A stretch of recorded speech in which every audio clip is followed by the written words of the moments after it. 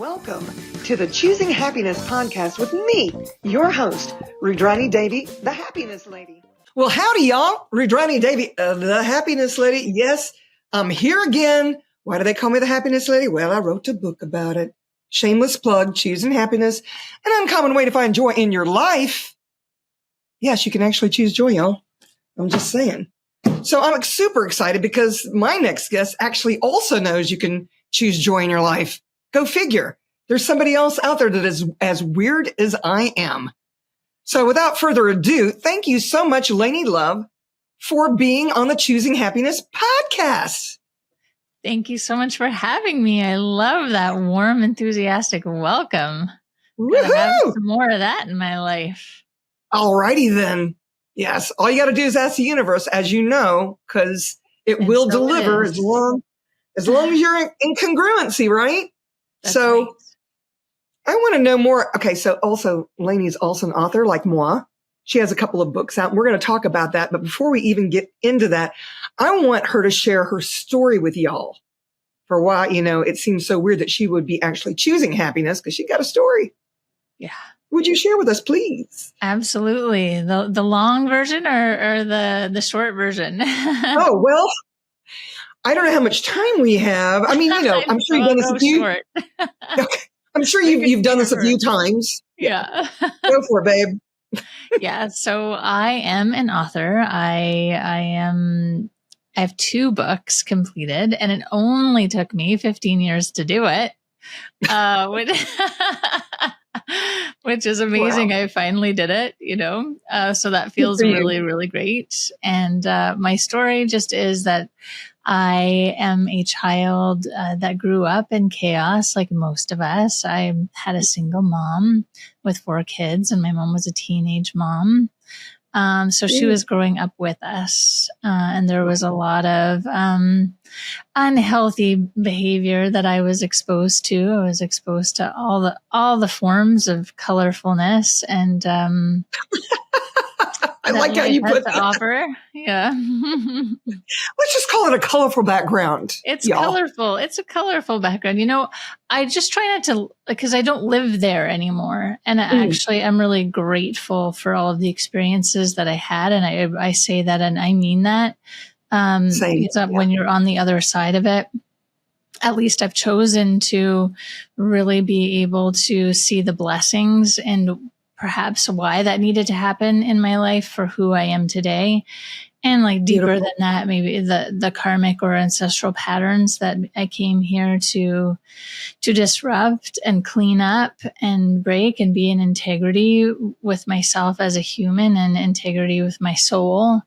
I get to evolve and I get to learn to practice love and choose happiness regardless of the circumstances.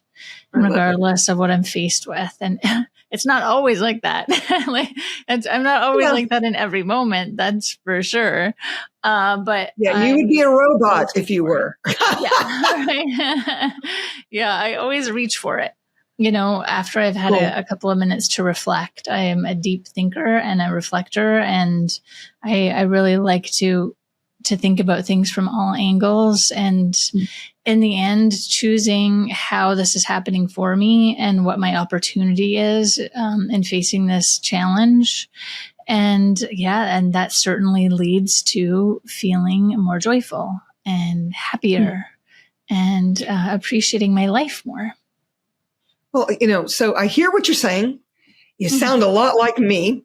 And a question that gets posed to me a lot, and I just want to see how you would respond to this, is what do you get for those? And what would you speak to, or what would you say to the naysayers that are like, yeah, right, you can just choose happy? How in the world were you able to even go there? I mean, I've had a pretty crappy childhood also. And, I couldn't choose anything else because this is all that was given to me.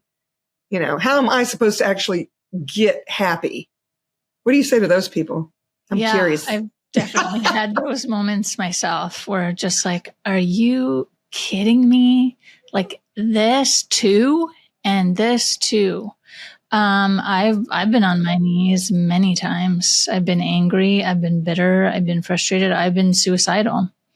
I was making the plan, I think most of us have in moments like thoughts like, well, maybe it would just be easier if I wasn't here anymore.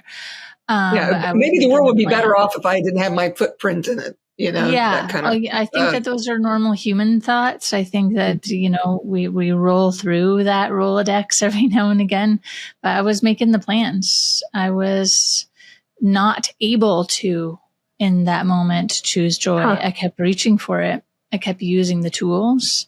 I kept meditating, exercising, being outside, trying to be grateful, going to therapy, doing all of the things. And it wasn't working. So I do know how challenging those moments can be. How old were you when you were actually considering taking yourself out of this reality? About less than 10 years ago. Yeah, less than 10 years ago. 8 years ago, maybe. Yeah. Okay. Well, you've certainly come a long way in 8 years. Yeah, I mean, and again, that's a moment in time. Probably not many people would have known that about me even at the time. You can imagine. Yeah, because I was able to suck it up relatively well. But my quiet and my not quiet moments were dark. So how do you do that? So then how do you choose happiness? It takes work. It takes work, people.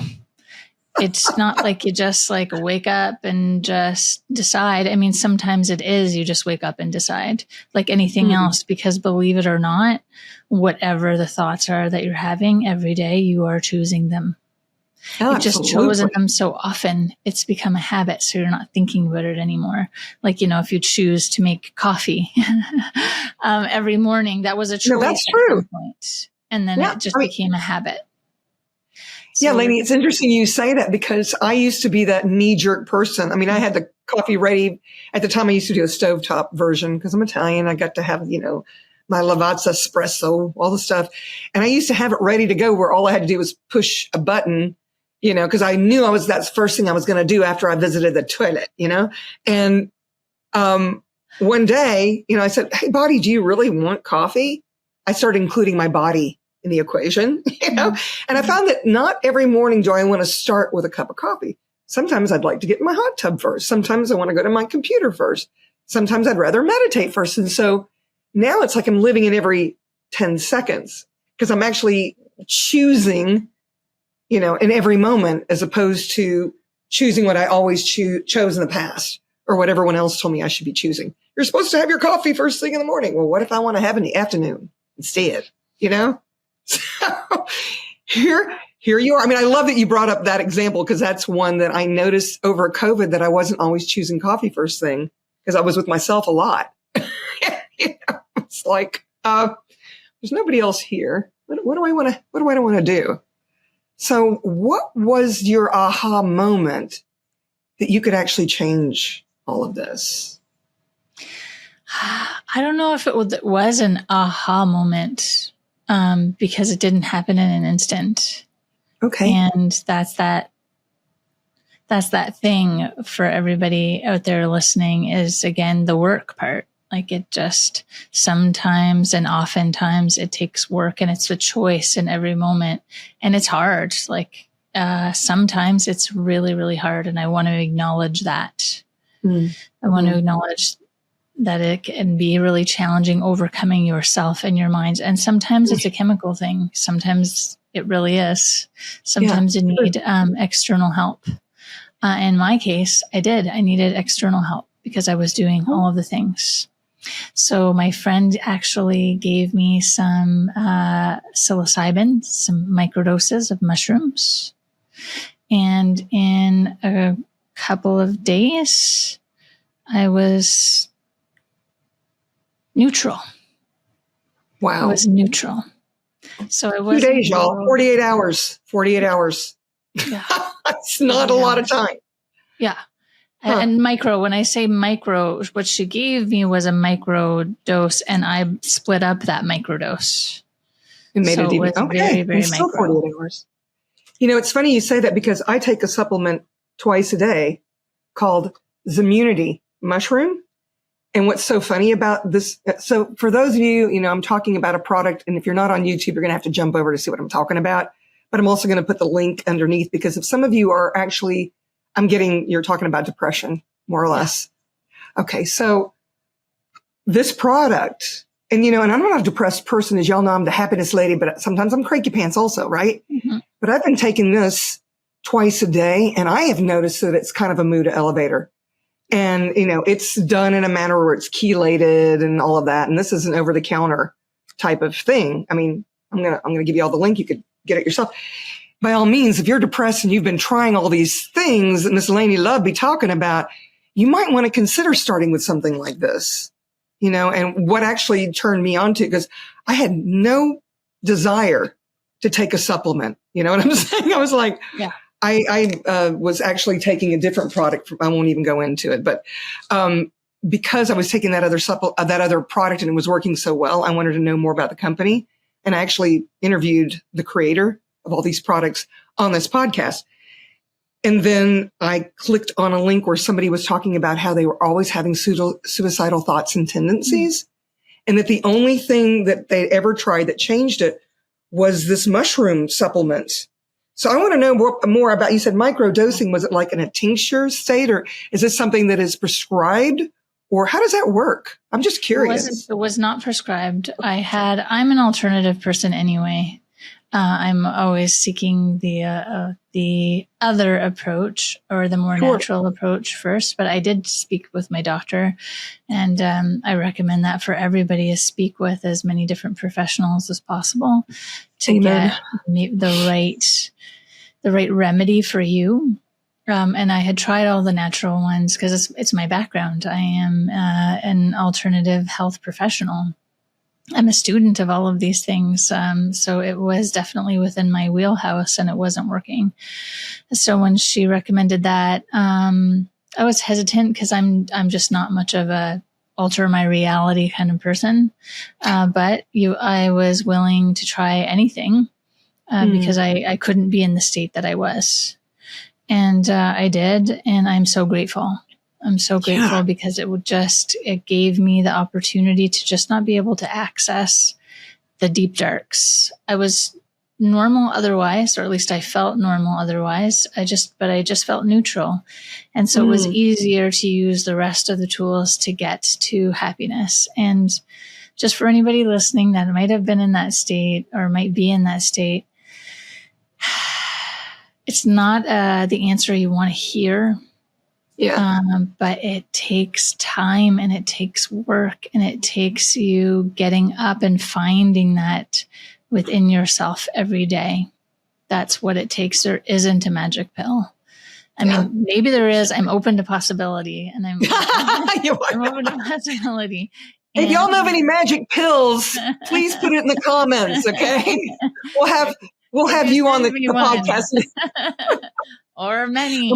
You're a speaker. This is what I love. And the other thing I love Lainne Love about is, she's like me. You teach what you most want to learn. Yeah. You're going down that pathway. I mean, for me, I got coined, you said that love was a name that others imposed upon you. That stuck. Yeah. Right. So for me, it was the happiness lady. And fortunately for me, it actually rhymes with Rudrani Devi. So, but the whole thing was, I had written 2 books. I was touring, and some of you know my background really quickly. Maybe Lainne doesn't know. So I'll just say very quickly in a nutshell.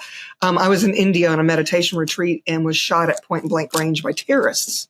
So was in a wheelchair for a couple of years. Yeah, it was pretty intense. And my business fell apart. I couldn't keep it going in a wheelchair. My now ex-husband started a family with somebody else. I had to sell property just to live on. So I kind of not lost everything, but all my money disappeared. And, and I'm touring with these first 2 books, and this young kid, I don't know. Never had kids. So I don't really know. I can never tell ages with kids. I think they're so much bigger and beefier than we were or at least when I was a child. And so I think he's maybe 12 to 15 ish. And he comes up in there and he goes, "Well, happiness lady, why are you so happy? This hasn't happened to you. Mm-hmm. And for me, I was always that glass half full gal. I never contemplated suicide. I was always made weird for laughing at everything. And, and people would get angry with me because I never took a side. I was that person that went, their point of view is their point of view. My point of view is my point of view. They don't have to be the same. Why do I need to convince them that they need to come over to my side? I don't want them to try to convince me to go over their side. Now, let's have a conversation. Maybe there is a magic pill. It's like, I'm not going to say there isn't one, but it's like that whole piece. And then, when he said that, that's when I thought, well, you know what? I actually have tools. Maybe I should write about them so that people can see how they worked for me. And I imagine that's probably what your 2 books are about. Are these tools? Oh, a little bit. Well, let's do this. We got to take a little station identification break for my sponsor because I got to pay the bills. So if y'all hold tight, Mandu, little short 1-minute commercial, yours truly in it, doing the electrocution workout, and you'll know more if you just listen in, or if you want to jump over to the YouTube, you get to see what it's all about. So we'll be right back. Mandu is a boutique fitness studio concept, and we are actually the first FDA cleared EMS training workout. And what we do essentially is that we will have a client come in, we will hook them up to a whole body EMS suit, and then we perform a workout on a medical grade device called an eFit device. And that device will send an electrical current to their body through electrodes in these suits that we put on them. And this electrical current is just basically stimulating the electrical current that you already have inside your body. So everybody is made up of electrical impulses. It's what helps you walk, helps you move. We're tapping into that and making it stimulate it more to where we can cause a muscle to actually contract involuntarily. So we can actually create resistance without adding a load to the body. So that is why we, as you see online, it always says ultra low impact. It is scientifically proven. It is absolutely ultra low impact. And we're back with the fabulous Lainne Love. She was just getting ready to tell us about some of her tools that helped her choose happy and how she wanted to share that with others that might be on the same journey. So what can you tell my podcast listeners about how you created your happy, these tools, the books, the stuff? Take it away. All right. Well, you got to try, people. You got to try. It takes effort. It takes movement. It takes looking. It takes doing. It takes action. And there are so many really cool tools. We're so lucky that we have a really diverse array of tools at our disposal. And the good news is they all work. They all work for different things, and they all work for different people at different times. So what I used a lot of tools, and I'm so grateful I did because, again, they all work. So movement, we hear a lot about movement, any kind of movement, move your body. Emotions, memories get trapped in your body, get trapped in your cell, move your body. Be with nature. Be with nature, be with nature, be with nature. We are a part of this world. We are all one. We need to connect with each other in order to heal. Get hugs, get contact, connect with people. Connect with people, touch each other. So you're going to have to get permission for that. So make sure it's don't just run up to a stranger and touch them and say, you need a hug. You could get arrested. So yes. It's funny you said that because one of my favorite shows is called Sunday Morning. And they had this thing where these kids were holding these signs that said, whoa, that was interesting. Amazing. Celebration. Okay, now you have to go to YouTube. I was just holding up like I was pretending to hold a sign, and then all this fireworks happened. So I don't know. Riverside's got some fancy tricks. The Riverside platform we're talking on. But needless to say, I digress. They were holding signs that said, do you need a hug today? And more often than not, people would not take them up on it, which I found very interesting. But then there were some, and I noticed that most of them were actually elderly people or children. It was funny. It was such a weird slice in the middle that just wasn't having it. But it seemed like children and then maybe some of the elderly would want a hug, and the children would be giggling. And a couple of the elderly people, I remember just sobbing. Relieved. Because can you imagine? I mean, some of these loneliness, oh my gosh, y'all. I mean, that's a sad reality or fact in this reality anyway. And they were just shaking and so happy to get that hug because you're right. It's nurturing to be touched and to touch others, but do get permission first. Yes, do get permission, and you need the hug. So if somebody is offering you a hug, you say yes, and then you stand there, and then you offer hugs with them. And let the circle grow. In other words, yeah. And also, then use the tools. Get help. Get help. Use the tools. See a therapist. See a psychologist. See a psychotherapist, see a psychiatrist, see a hypnotherapist, see an energy worker, see a chiropractor, an osteopath, see a shaman, whatever it is that resonates with you, do that. And whatever it is that you're curious about, do that. So it does take work, and it does take action and investment and choice, choosing every day. I love that you said curious. Be curious. Be curious. Yeah, I've used a multiple array of tools at many different times in my life. So my first book was on hypnosis. That's one of the tools I love using. Rewiring your subconscious mind is really, really important. That's I love key that. If you want to really I listen to tapes at night, actually. Oh, you do? Amazing. Do that too. I do. That's another tool. Oh, yeah.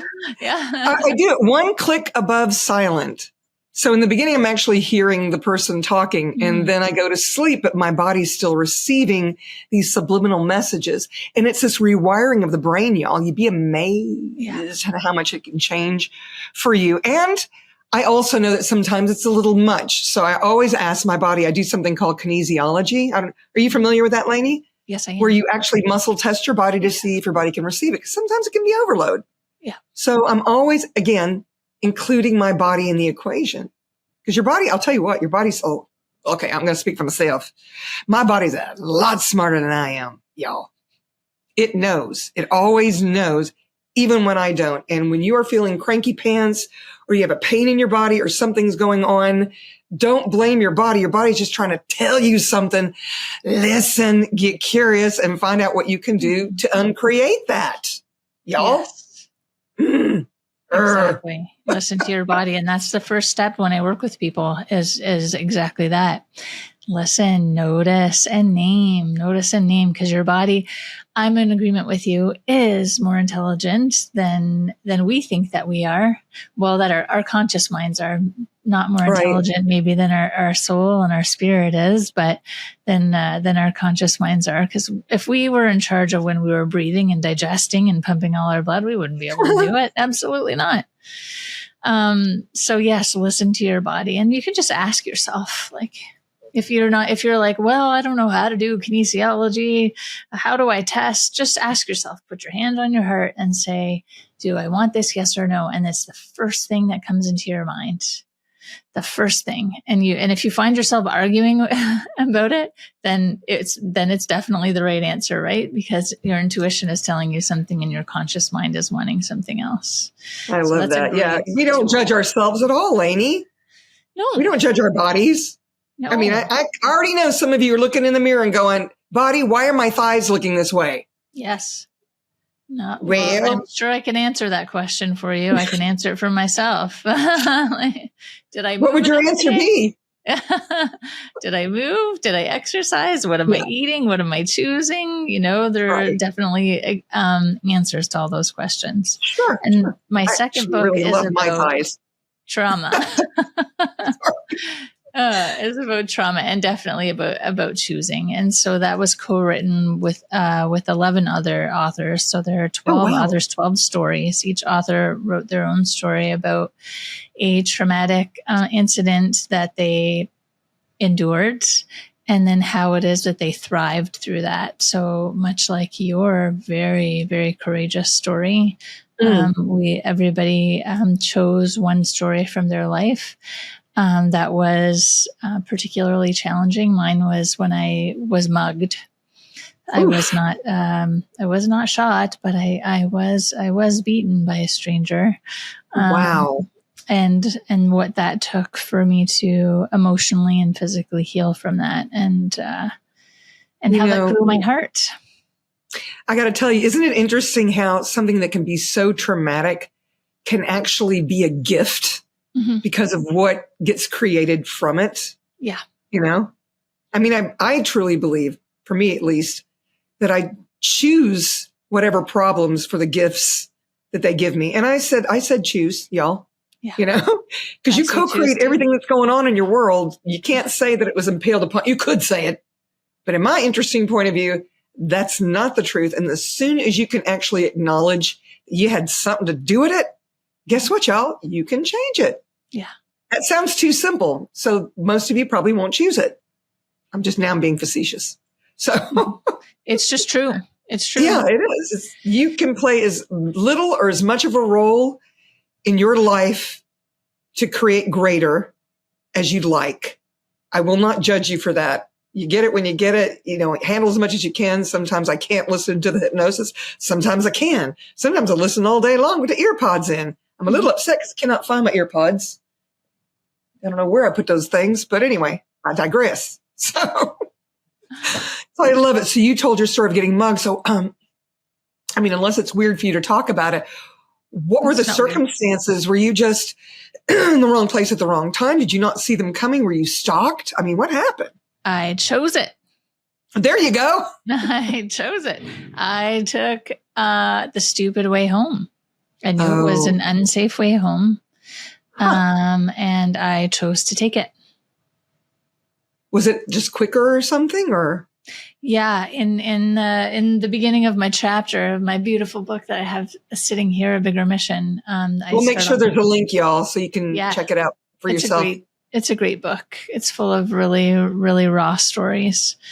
I begin the chapter with that choice where I'm standing there at the base of the stairs, and I can choose to cut through the hole in the fence. I can choose to take the stairs that go up and over the bridge that I need to cross, or I can take the long way and circle my way around to get home. And the interesting thing is, if it was a 2-to-1 chance. So my only safe opportunity that night would have been to take the long way home. Even taking the bridge up and over, later hearing from the police, just crossing the bridge was putting myself into harm's way. So if I had went up and over the bridge, I still would have likely met the same circumstances as I did taking the shortcut, cutting across the train tracks. Wow. Yeah. So you ended up getting home even later, I imagine. Yeah. Then if you had taken the long way, being a shortcut, it took a long time. Yeah. I'm just noting. I know. That's how my brain works, man. I'm so sorry. But I got you laughing. Be able to laugh about it. I can laugh about it. I lived through it. I'm on the other side of it. I was talking to someone I didn't know, okay, about something that I wanted them to consider me for. And they were kind of like standoffish. I've got my arms crossed, y'all. And I thought, what is it going to take to crack this guy? And I found that if you can laugh at yourself, humor for me is like a great tool. If you can't laugh at yourself, well, you can't, I guess. But here's the point. I take care of my 90-year-old mother. And I was telling them that I wouldn't be able to do anything any earlier than 12 o'clock if I had to leave my house. Because number one, I had to make sure she was alive. Got to check the bedroom to see if she's still breathing. 2, make sure she gets showered and dressed and that she eats something, because sometimes she'll just eat bonbons, which is okay. But every day, that's not the best choice in my point of view. So I impale that upon her. And, I'm very mean, but I'd like for my mother to eat healthy-ish. So, she's 90. She can eat all the ice cream she wants, but she should have some spinach first. No, anyway. And that was what finally got the guy laughing, because he was like, when people cross their arms, what they're doing is they're saying, prove it to me. Yeah. And so there I was going, okay, what's it going to take? What's it going to take? So I was like, it's not that I'm lazy. I'm usually up at 5 a.m., dude. I'm already in my hot tub by 6 meditating. I didn't give him that because I could tell he was not a tofu eater. I'm not either, but I'm just saying he probably wouldn't have appreciated the word meditation. Maybe medication, but not meditation. So, which is my medication. Wow, I'm going off on a tangent here. But the whole point is if you can't laugh, here I am. Some people will be like, why did you say that to Lainne Love? Well, I guess it took you a lot longer to get home than you planned because of what happened. Because it's funny. That's yeah, because you can laugh at it now. Funny. Yeah. And you're still alive, so you did survive it. You're not just survivor, you're a thriver. And we have to take our lives way less seriously and ourselves way less seriously and laugh a heck of a lot more, and definitely laugh at yourself. Yeah. Do it all the time. Good. Yeah. Good. I love that. To me, that's like maybe the most important tool right there. Because it's like when people, because I'm a holistic therapist and I'm a counselor and relationship counselor and being you, all the stuff. Anyway, and it's like when people can't laugh at themselves when they're that serious, it's as if they're refusing the joy they could be choosing. Yes. They can't seem to get beyond the beyonds. It's like a beyond is that moment you got mugged. A beyond is, oh my goddess, I just got shot by terrorists, point blank range. Oh my goodness, there's blood shooting out of my leg. So I tried to cover it. I went, oh, there's blood shooting out of my arm. What am I going to? And you're in that weird where the life slows down. I mean, I might have been in the room with those terrorists for a whole 10 minutes, but it felt like 10 years by the time I got dragged out of there. You know what I mean? That's what a beyonds is the point I was trying to make, where you get stuck in that memory. Yeah. And you don't think you can get beyond it. Have you ever noticed, have you ever had a friend that was like, they can't get beyond, a fight or better, they've caught their lover in the act. Yeah. And they can't get beyond it. So everything is either before that happened that they talk about or after that happened. Oh, well, it was before blah, blah, blah cheated on me. Or it's, oh yeah, that happened after. Do you know what I'm talking about? I do. Yeah, that's a beyonds. So you guys can choose to stay in your beyondses moments, or you can choose to move beyond it. And these tools are a great way to get there. And I mean, laughing at yourself to me is one of the greatest. Movement. I love that. What's your favorite way to move? Oh gosh, so many. Again, that would be checking in with myself. So I love to walk. I love to bike. I love to dance. I love to do Pilates. I love to do yoga. I love to bounce. I love to lift weights. I like whatever is available. Well, not whatever, because there are countless other types of movements that I don't do, but I like variety. I like to move myself in different ways. So it's whatever I feel like at the moment. Rock climb, whatever. Not for me. Rock climbing and skydiving are not two of the movements that I want to choose. But you named a lot of the other things that I love as well. I do enjoy walking. It's very meditative for me. I think I wrote most of my books in that state where I'd be walking and I'd go, oh yeah, I need to remember to blah, blah, blah. I'm going to put that into this chapter. I actually have a class called Listening to the Whispers of Creative Writing. Because to me, if you want to write a book, it's already written. It's just a matter of co-creating with the universe and being willing to, because nature will show you. The elementals, quantum entanglements will do whatever is required for you to have that co-creation, which is the creation of a book. So your first book was with several others, and your second book was your book? My second book is with several others. And my okay. This one just released at the very, very end of December 2023. So it's just new, and it's a bestseller in a couple of different categories, and we've had great success with it so far. And it's just going to continue on that path, because it's I'm really proud of it. I'm really proud of everyone. Exactly that is that. What you were saying about story, and I think everybody has a story to tell, and everybody's life has meaning and value, and Absolutely. when we tell our stories, we unlock something within others. And so it's really important to speak your story and to share your story in whatever capacity feels right for you. But it's just such a beautiful gift to give to each other. I agree. I love it. Thank you so much for being on the podcast. Your pearls of wisdom are eye-opening, I think, because you're telling it in a way that a lot of people probably have never heard it before. Because here's the thing, there perhaps a lot of our listeners, although every experience is valid, so don't think I'm poo-pooing anybody.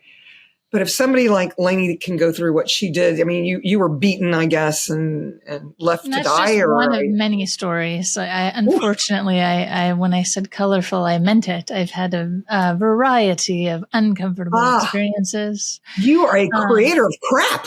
I created a lot of crap. I got bit in the neck in my sleep by a bat and had to undergo rabies treatment.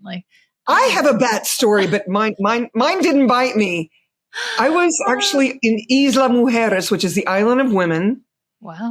It's very near Cancun. You have to take a boat to get there. I've been there several times. I wrote the majority of my first book there because I had a friend that wanted me to house sit for her in Mexico, in the Caribbean. I mean, it was so sad that I had to be there. I know. I wrote most story for you right now. I know. To take care of all her myriad of dogs and cats. She had like a menagerie event. She could have had a zoo. Serious. It was crazy. Anyway, all the stuff. And so, one of the times I went back was with a girlfriend of mine and who loves, driving a golf cart. I discovered very quickly and safely, but that was how you got around on the island. You couldn't have vehicles. And so we're driving back from something one night and we went, at the end of October, the Day of the Dead was celebrated. Yes. And we actually saw a skull in the sky with the clouds. And that same night, we're driving along and all of a sudden something lands in my lap and my hands were just in my lap, like you're going to hold, I don't know. What would you hold with your hands like that? And praying. Yes, here I am with my hands facing up. And all of a sudden, slap, something lands in my hands. And I looked at it and I went, Anissa, look, it looks like it's smiling. And she said, Rue, that's a bat. And I went, ah! And I threw my hands up. Because they're blind. They can't see. Yes. And it landed on its back and it's just moving its face, its nose and mouth. And it looked like it was smiling. But she said, I didn't even recognize it was a bat. I just threw it up in the air and it sort of and ran off. We were like screaming all the way home because we thought we were going to get attacked by bats. We see the skull in the sky. We have our faces painted for the Day of the Dead. It was so crazy. I've created some really interesting stories, y'all. But at least I didn't get bitten. You got bitten by a bat. You're badass. I had to undergo the rabies treatment in my tummy. And anyway, life is full of a lot of really cool experiences. And I choose to look at it that way. Yeah. Wow. Was all that in your first book? No, technically it's in my first book. So my first book that started all of this is going to end up being my third book. And that's more of a story about my life. We'll have you back on. You'll be a repeat offender. Get the book done and then reach out to me and we'll make it happen. I'm watching some birds outside my window. They're feverishly eating these berries off the tree right outside my window. Hi there. Look at that. Squirrel, except for it's a bird. Okay, I digress. Okay, well, this is called the Choosing Happiness podcast, girls. So I'm sure my readers is dying to readers. We were talking about books and listeners. Yeah, listeners. Both. Yeah. Why not? Or just dying to know how you get your happy on. Oh man, so many ways. I knew she was going to go there. I know. Well, there's so many things I enjoy. I love my son. I love spending time with him. I love spending time with people that I love. I love food. I love traveling. I love reading. I love magic. I love learning. I love talking to cool people like you that just are so joyful and enthusiastic. I even love a little bit of darkness at times because I love what's on the other side. I love to be open to being happy and choosing it. And I love wine. I forgot to mention that. She loves wine. I kind of love a good martini. Just saying. The original martini, the gin martini. No. Olives and gin do not mix, in my opinion. I think with the vodka, it's okay, but with the gin, I like a lemon twist. It makes it so refreshing. Classic. So refreshing. And then there's the Rudrani. Well, yeah, you've heard of a Negroni, right? Negroni, yeah. Negroni. Okay, so I don't care for, let's see, Campari. What's that? I think it's Campari. And yeah, I don't like Campari. So instead of Campari, I put in, oh gosh, now I can't remember. Campari's Italian too. Okay, I'll have the recipe in the notes also, so you guys can try it. You should share that. It is so good. It's actually on 2 different menus now. One is at a castle in Italy. Castle di Bergone. Yes, I'll have the link to Castle di Bergone as well. It's a castle that the company that I work under, Access Consciousness, we're in 179 countries. Oh my God, Access Consciousness. I thought I heard some of that in your language. Oh yeah, so you're familiar with us. Yes, I am. Yeah. I love the clearing That's something else she loves now. I do. I love the clearing statement. I listen to Dean often. You mean Dane? Dr. Dane? Dane here. Here. Yeah, and yeah, it's been a little while. And not since 2023 have I listened, but that's interesting. Really love yeah, I'm one of the 100 CFs in the world, and there's like 15,000 of us that are facilitators at some level, whether it's just a bars facilitator or a body processes facilitator. But I have 4 specialties. I have my second Access book. This is published by Access Consciousness, and I have 2 specialties: relationship done different. I mean, that are their specialties, and relationship done different. But the listening to the whispers of creative writing is one of my specialties under Access as well. But needless to say, y'all will click on the LinkedIn and the link tree for me, and you'll get the rest of the story. So, all righty then. Well, any word of advice to our listeners before I let you go? Yeah, I'm just like sitting here with I already loved you and I love you even more. You're amazing. Oh my goodness. Spread the love with the Lainne Love. Keep listening to this amazing podcast and keep up with this amazing lady, because she knows what she's talking about and she's doing good work in the world, and just who she is so infectious that it'll help you automatically raise your vibration and allow you to much more easily choose happiness. I will receive that, girlfriend. Oh my goodness. So y'all, we're going to make sure we have all the contacts for the Lainne Love underneath in the show notes. And if you enjoyed this conversation, you could hit the subscribe button. That way you'll always know when a new episode drops. It's usually on a Thursday. Sometimes we lazy and it come out on Friday. Don't judge. That's what happens when you're busy. And, and if you know anyone that is actually suffering from any type of depression, or you get that they would get something from this conversation, why don't you share the link to Miss Lainne Love and the Rudrani? And maybe that'll be what it takes for them to choose their happy. Yeah. So, yeah. Amen. And I read all the show notes. So by all means, if there's something you want to talk about or hear about, let me know. And until next time, ciao, ciao, y'all. Thank you. Thank you so much for choosing happiness. If you've enjoyed this podcast, please subscribe, share, and give us a like. And if you want more happy, subscribe to the Choosing Happiness membership, where you can play directly with me, Rudrani Devi, the Happiness Lady. How does it get any better than that?